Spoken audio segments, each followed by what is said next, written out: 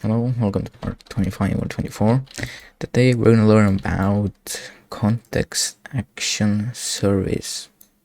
So it's actually pretty simple.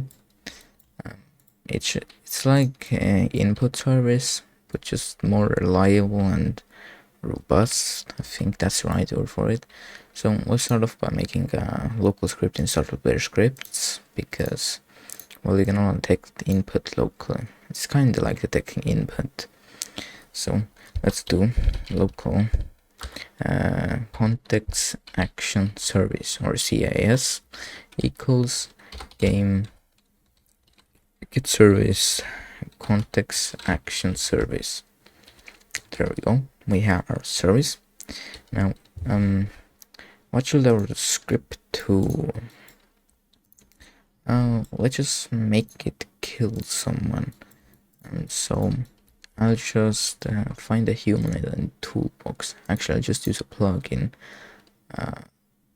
Actually, okay, I'll just load in a dummy. Okay, let's get the R6 one. Okay, let's see if it has a humanoid in it. It does. Okay, great, which means we can kill it. Okay, we have a dummy. So okay, let's go here. So obviously we're just gonna kill it on the client side because, well, I'm too lazy to do that. I don't remember what it's called. Remote event, but you will just do it on server script with a remote event. I mean, let's just get into it. So local dummy equals game dot workspace, and let's do wait for child because it's gonna take time to load in. Okay, actually I'll just do humanoid because I'm only gonna use his humanoid anyways. There we go, humanoid. So now let's first make a function so we can call it with our context action service. Local function kill dummy. There we go. Dummy dot health equals 0. So this will kill our dummy. Pretty simple function. And now we can do so. Let me just type it out and then you can see it. So CAS, we want to do set bind, or I mean bind action. So bind action, it takes in 4 parameters. First, it's gonna be the action name. So what's gonna be our action name? I'll name it just kill dummy. Okay, so that's our name for the action, and the function we want to bind, so kill dummy. Make sure not to have your parentheses. So create touch button. What does this mean? Well, this just means it's going to create a button for mobile devices to press. So I'll do true. And the last one is the key code that you want to bind the action on computers. So I'll do let's do E. Sure. So this actually should work already. I go in here, it's gonna kill him on the client side. I press E, he's dead. Obviously he's not dead on the server, which means he's not actually dead. I still have my sign, it's broken. I should definitely delete that. Okay, so let me show you what it looks like on mobile. So device, make it a little bit of a bigger phone. I don't really know my phones. Maybe like a iPad 2. Sure. Actually, no, that's too big. I'll just do the Galaxy. I do play, and as you can see, we have a button. We definitely got a move the button, but if we click it, it's dead. So let's move our button next. To do that, we do CAS. Wait, what? Set position, our action name. So kill dummy, and now the UDIM to position. So I don't think I explained it to you because I didn't teach you twinning on GUIs, but UTM2 is just a location on a GUI. So let me quickly make a screen GUI. Let me put like a text label. So actually this position, it's a UTM2. So UTM2 just has two vector, two values, one scale, one offset, and this is how you pretty much type it out, but we're going to do it in a one table. So just make a table and you start writing down the position. So I'm doing scale, so I got 0.804, 0.8, I'll just do 0.8, comma 0, comma 0.6, comma 0. Now this won't be exactly placed where my button is placed, but it should be in a little bit better position, hopefully. Unable to cast array the UTM. Oh god, I did it wrong. I gotta do UTM2 UTM2.new. Now it should work, right? Yep. But I'm not a mobile, so I gotta switch my view to mobile. Wait, I gotta go in here, device. Now if I test it, sorry about that. As you can see, it moved. Better than having it inside here. It's still a little bit off. You just have to kind of experiment. I'm sure there's a plugin or something that will help you position it, but I'll just leave it here for now. Just because. But yeah, as you can see, it worked fine. So what else can we do it? Well, actually, yeah, okay, so what else can we do it?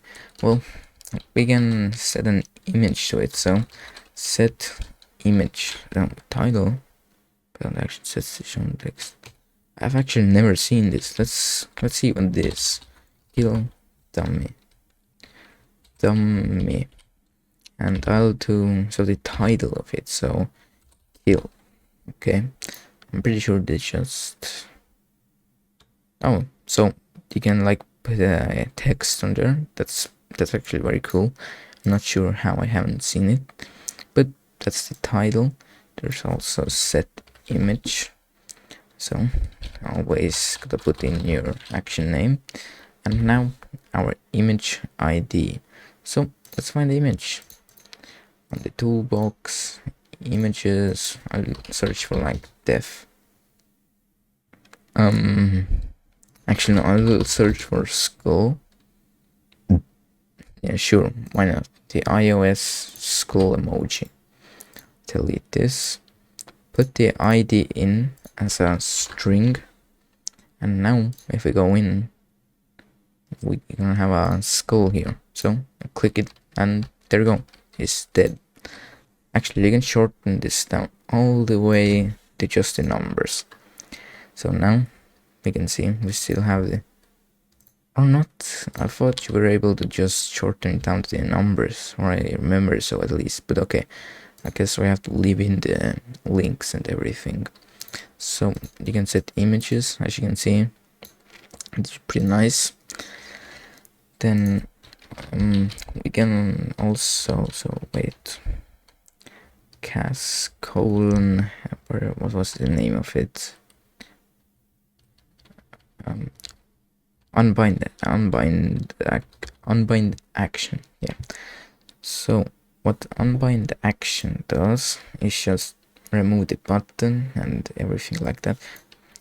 Wait, actually, I forgot to show you that it works on just PC as well. I didn't press E. I'm pretty sure you know that it worked, but just I'll show you. So I pressed E and he died. So let's go to here and let's do it once we kill him, that the button disappears. Okay, unbind action, our action name, so kill dummy, and yeah, that's it. I don't know why I started typing more, I just used it. Okay, so this will unbind it, so the button will disappear once we kill him. As you can see, the button disappears.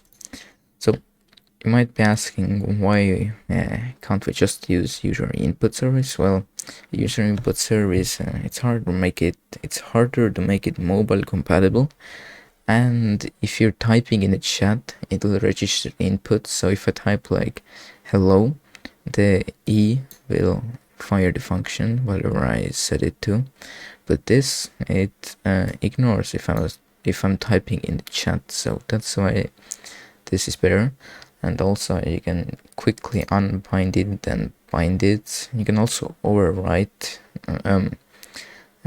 actions. I think if I set it to W, I shouldn't be able to move.